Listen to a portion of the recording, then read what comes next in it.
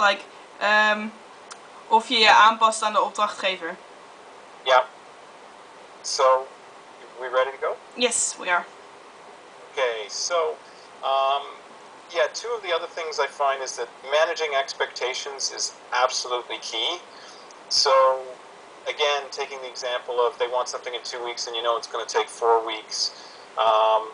Yeah, they might be upset initially that, and it might take extra time to convince them that 4 weeks is what's realistic, but in the end they're going to be a lot happier because the tendency is to just agree to what their schedule, whereas you're the contractor, you know how long things are going to take, and it always ends badly. So we have a saying in English, under promise, over deliver. So we always like to build a little bit of contingency into the schedule so that they're expecting something, and every time you say you're going to deliver it, you deliver it. That builds up a lot of trust, and that's key to keeping the client very happy. Yeah, and as soon as they want something that can't be done, you just interrupt them and explain to them why you need more time, more conversation, more communication. Yes, and those conversations can take a long time because a lot of that is getting to the same understanding level of what it is. We've had some cases we were dealing with a very difficult client, and a lot of the work was just in getting them to understand why things were taking so long in a way from what they were asking. And there it's better up front to, it was also a case of them not being very clear on what they wanted, which is a killer. Like that. So again, doing the work up front to be, that the client is very clear on what they want, they're very clear of the cost. Sometimes they think something is easy to do when in fact it's hard, and making sure that they're very aware of that and they accept that is very key, and it builds up a lot of trustworthiness. Yeah, okay. So it's just to keep you guys going on a good direction and keeps them happy at the same time. Yeah, and it builds that trust and confidence in your abilities. Like every time you deliver on time, and what you do what you say what you do type of thing, right? So that's very critical in building up a good relationship with the client. Okay. We'll just move on to the next question. Did you get that one? Yeah. So I think this is, is there different communications for different clients, and as a contractor, would we ourselves have requirements that we give to the clients? No, it was kind of like als een opdrachtgever iets wil wat eigenlijk niet kan, hoe ga je daar dan mee om? Okay, so this is if the client cannot be satisfied, how do you cooperate with that? Yeah. So, looking at it from both sides, it depends if this is initially when you're deciding on sort of what the statement of work is or what is to be done, or if it's sort of halfway during the contract something comes up and you realize you can't do it. Or just talk about both things. As a client, you always have the option of withholding payment. The difficulty is, and again, this is why writing things is so essential, and dividing a contract into pieces in a way is so essential, because if a client wants to be nasty, they can use the delivery of, or the non-delivery of one thing to claim that the contract wasn't done. So this is where, again, it sort of depends if the client's trying to get out of it or they're legitimately trying to solve the problem. Yeah, let's just say they want to just finish the project in a good way.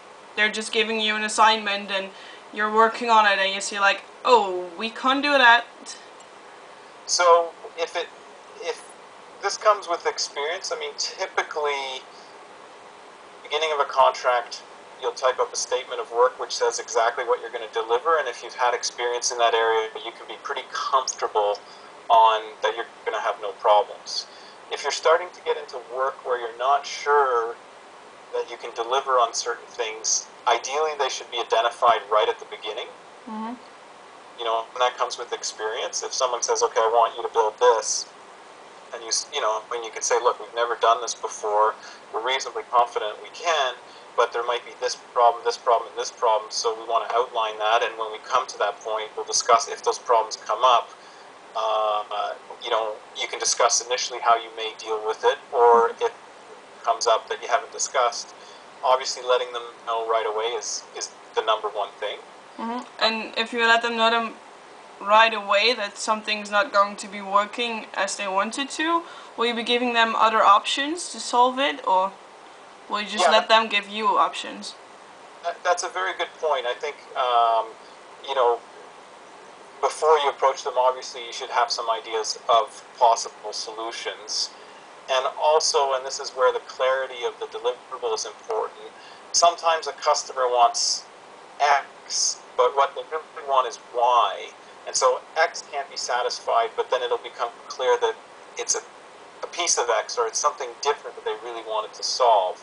So when you come to some deliverable that can't be satisfied or delivered, like you said, you should have some alternate solutions, but you should also revisit your assumptions at the time, because you want to be clear exactly it is what they would want. Often the case is that they can achieve the same thing differently. So if you have some solutions and you make sure that the assumptions you made are correct.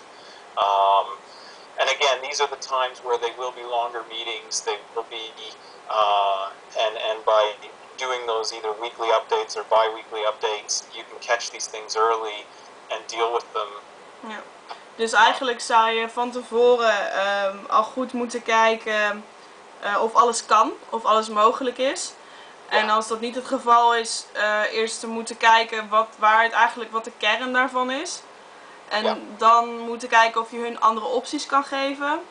En mocht je er wel aan kunnen werken, maar het misschien niet kunnen afleveren, dat dan vast waarschuwen.